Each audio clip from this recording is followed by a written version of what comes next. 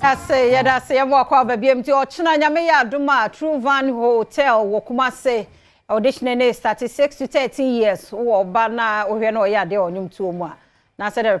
Priscilla, and I was Francisca, yeah, no, also did Naba. Nah, and then no, so what need to yourself, Fibiana Interminds First Aid and Safety Competition, Ecoso. Yamea Duma Fidi, so a Ghana Chamber of Mines, one wonder Roma. Eno ye sa adwenkyerɛkyerɛ no sɛ be ya ye nyina bɛbɔ ye ho ban manya kwanya no enya Chris ene Laurentia wo ha ema oba ne be ma makwaba sɛ bia bɔkɔ de mo ho aye fe papa pa mo ya de sɛ mo de adwenkyerɛ ti sɛ ye no aba na adwumayefo adɔ wo ho so yen so aye hwɛ yen so ye nyina yada ye ho eso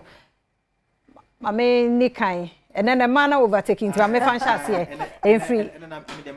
you are here they be amba ho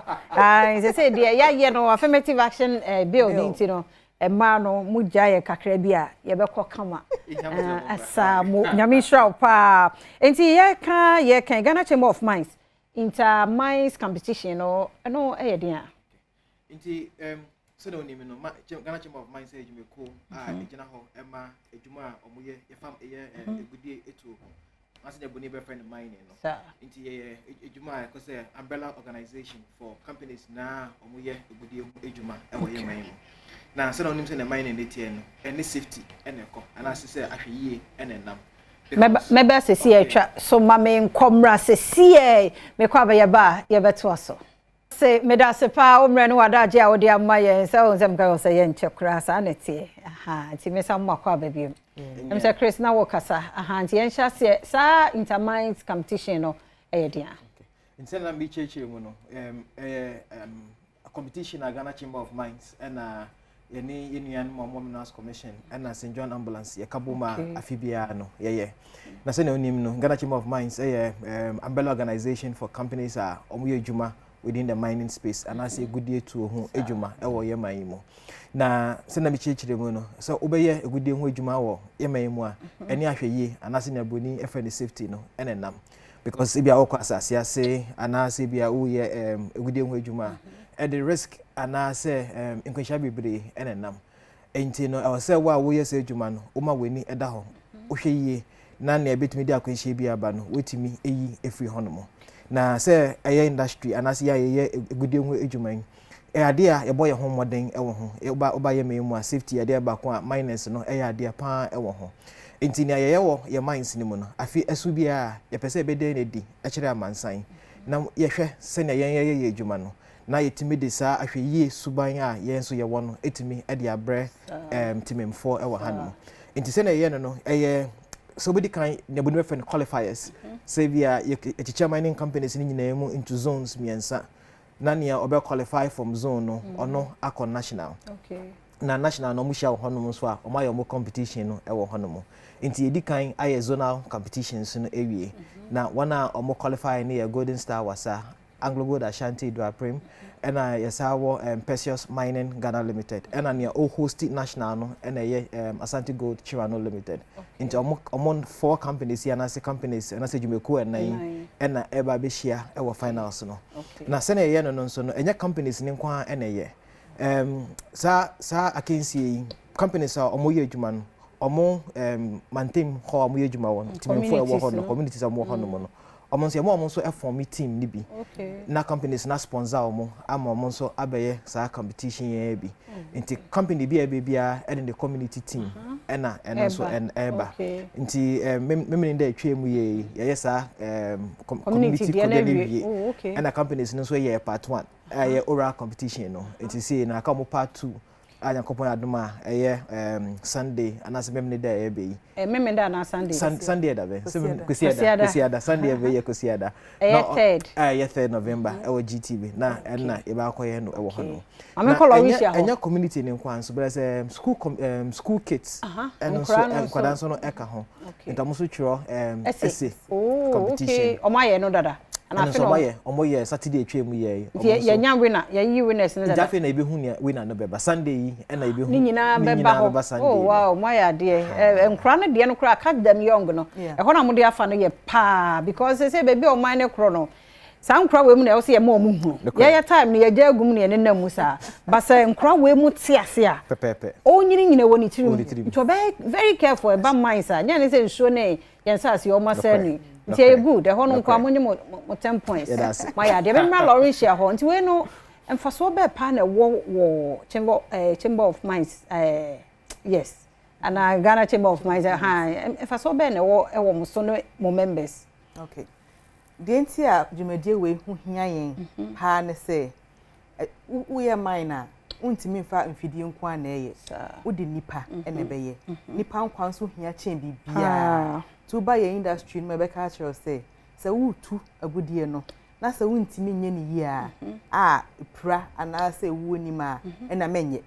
jai na agudie no wo ho ene kire se nipa nkwa no ho hia ye chen agudie na hyefo no kra enam se nti no e wo se ye medie bebre we come to she ye ka ho se ne be ya nipa obekwa adwuma anopa enu se ne shift be over no be fie no wansa be fie bibi anye no na ywe ne ma ho asomdwem ye mpese obekwa adwuma na ebeka se okuna na so ye nipa na okwa adwuma no wa ma ye mpese ade no enti na sa adwumadie we ho ehu hia ye pa enti no for over 40 years ni ya competition we every year se ne be ya adwuma ye fo ene se ne Chris kan ye no communities ay adwuma wo mu no ene the rest of Ghana ye educate obia on safety se ne be ya adwuma mu ofie o wonam kwan so dwumadi bia be bia no be ya hwe yi sa why are there pa even communities no kwa mo engage wo mo kra no eno so ye point oh why are there mpanifo nya mishra mo ne madwempa enti ye we no at the end of the day community no wo hwe wo mo involvement na ete say omo be ye nyanimde no competition omo qualify a omo call back e den na muhu oh unti no omo nya de boni be fe no lifelong skills ye suade anase nyansa abetena ho afebol ma me ma example ba ko bi na communities ne ba ko na nice jama mo bo football ana obi nso se ne ball etwa obi na ba ko ne eprae se na oto ho no mo ba se no oprae no se ya man first aider sabi nanka obi aba be cripple na bibisa but na community members ne ba ko a offer through competition ni ma osua sa first aid no no e kan ko fa mbobo no nti ono ekoye eno ma intervention no e wo ho no ma nti that was the difference between say nipa kro no otimi na ntibiem say nine no e be kasa nti no eye de a omunya ebo omu ankasa nti say ya ohun say omunyina be kan ho ahemfo community members nyina be tai omu teams nechi e ma bibia ko ye pa nti e ban kra no de na selection mo ye ne say nti there ne say un say mining company bia wo community say twa ne ho ahia nti e ma akwanya no e ma obia de ne nkra aba na oma try wo omo level no na school na schools na yi mo from you no say we mu na ye ji omu di say omo mra no me compete nti question ya na say questions say na mo ye no very practical practical questions e bia uko school no unua ba akwa na wadanfo ba akwa okọ no wapura ana wate ahwe then na otutu say we say we very practical scenarios ni ama o matro nti no o sua sa na wo trust ni nyina no so no se ne osika no na e shape ni mindset na nemne ka unsen say ne Ghana Education Service for ene kabom ena yes selection for schools and so yeah why are there but minim enti the whole Ghana there mines ni wo maybe more particular miners be a mo pena de bia no every year mo engage wo mana oh there be nti baby I members no e wo nyina no oho ena na yeko nti I think say Ghana so we bia Accra Volta oti efrima bibia ke bia no mines ejuma eko nti members no so etwa ehia ho nyina so ebia wana mo wo cardinal for no na omunya start omuye new nti bia mo so sabojuma sia omo so abeka ye ho nti at the end of the day winners no omo ko omo de na eko me ama win so day motivation be na wo ho se be ya me ya doma next year ye so ye be Kenya ye ho aba afi obia de laptop ene be kofi nti laptop mu ahohoro community members no ompo de majom laptops no de da ena my teams no so omo so obia enya laptop ba ko e de kofi ɛna school nkwada ne nso no ɛma ɔmo nso laptops ɛde kɔ fie na the overall winner ne nso no yɛwɔ event kɛse bi a yɛfrɛ no Ghana Mining Industry Awards na yɛafrɛ school no akwada no ɛne ne teachers na ɔmo nso aba saa awards no so orisha yɛwie Crazy yɛwie yɛda se sɛ bibia no bi ka wo de atwa to oh de bɛka ne sɛ kwasi ada ɛbɔ anopa 11:30 okay obia nhwɛ GTV what do you know competition ho na ɛbɛyɛ part 2 no oral competition no obia nhwɛ nsa enti meni o mawie de na video we esi na wante yɛ nka bie mu a na sɛ me afia ne Chamber of Ghana Chamber of Mines yɛn komo ne awie hwɛ mu video yi yɛwie pɛ na sɛ mpofo gye etwa so